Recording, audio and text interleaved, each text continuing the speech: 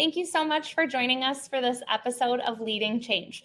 My name is Ema Roloff, and I've got Josh with me today, and we're going to be talking about how computer vision can be used to shift the role from reactive to proactive when it comes to workplace safety.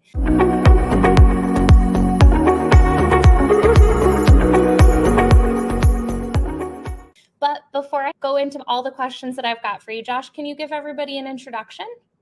Sure. It's great to be here with you, Emma. So Josh Butler, founder CEO of CompScience. My background before delving into the insurtech world, I was working in auto safety, building self-driving cars. And a lot of the time I spent was basically building like giant data centers and building them. We call it the machine that built the machine of the self-driving car. And a ton of the work there is all about just understanding and perceiving everything that's going on around the vehicle, and then validating just how accurate you are to eliminate risk wherever possible. And I got into workers' comp insurance, frankly, because a few years ago, my father-in-law, working on a construction site, had an accident, which honestly he predicted and had been talking about for a long time that was likely something would go on. And, it was not long before he had an accident. The crane that he was operating flipped over and he did get injured. He's doing fine now, but it really it got me personally very interested in figuring out how can we prevent accidents, especially accidents where there are people who are aware of hazards on job sites and are exposed to these risks in many different jobs across the US and around the world. And for some reason, one reason or another, we haven't figured out how to prevent those accidents from happening. I founded CompScience a few years ago with the intention of solving that problem.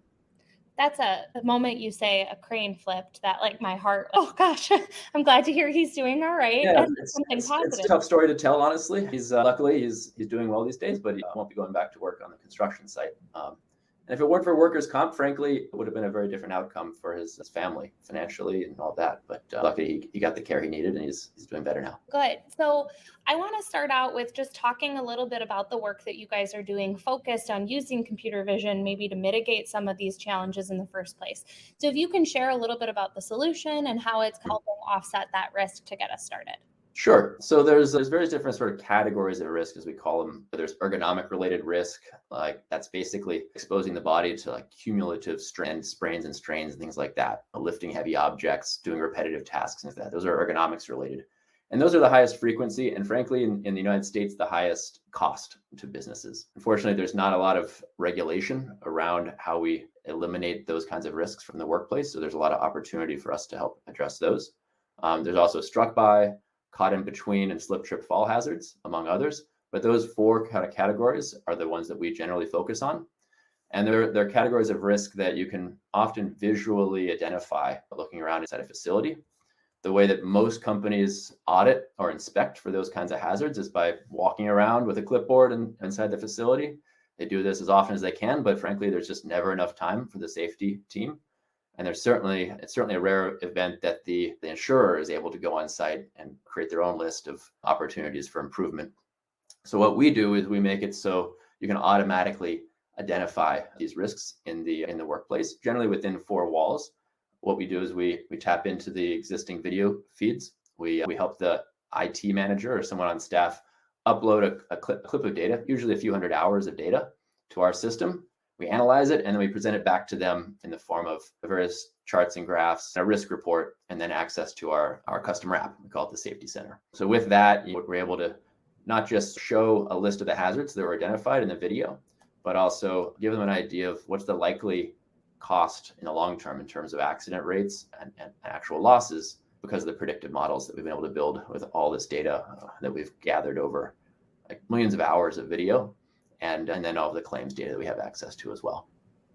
I think it's really unique that you guys are using existing footage, because I think a lot of people conceptually when they start thinking about how we can be using computer vision, they think towards those use cases where you've got to have fancy cameras and fancy things going on to be able to enable some of this processing. Yeah, absolutely. I mean, coming from the self-driving car world, I had to throw away all the LiDARs and the ultrasound, radar and all that stuff and just say, what's already present?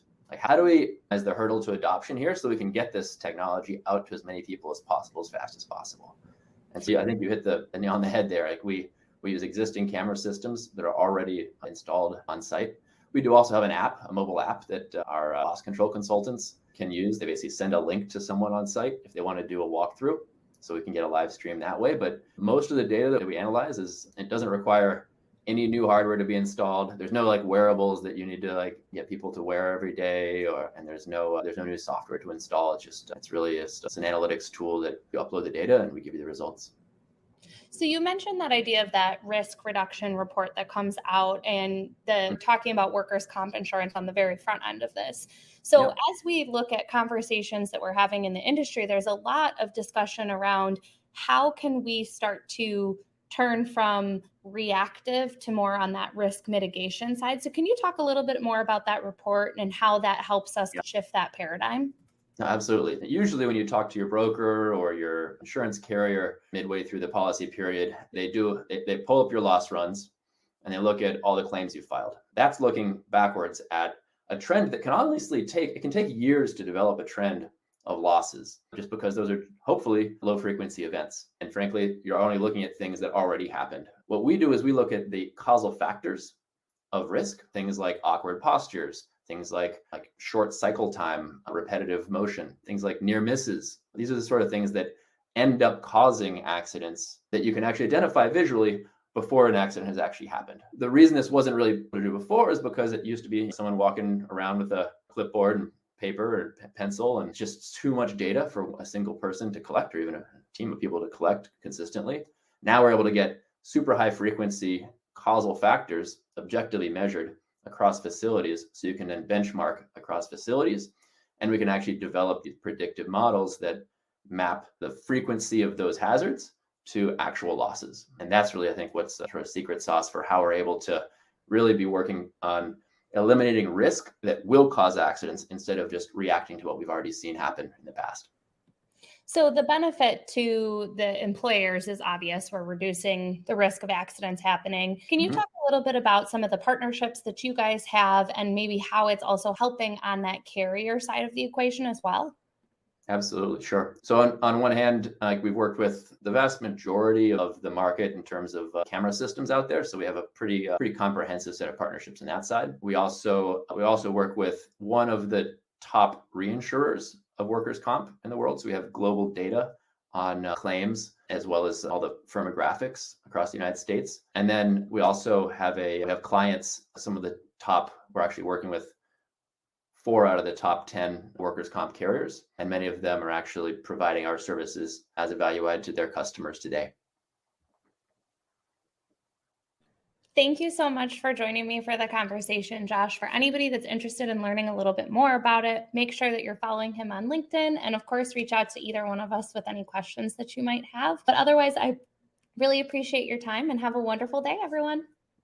Thank you so much for joining me for this episode of Leading Change. If you liked what you saw, be sure to subscribe and come back weekly for more expert interviews on digital transformation, change management, and emerging technologies.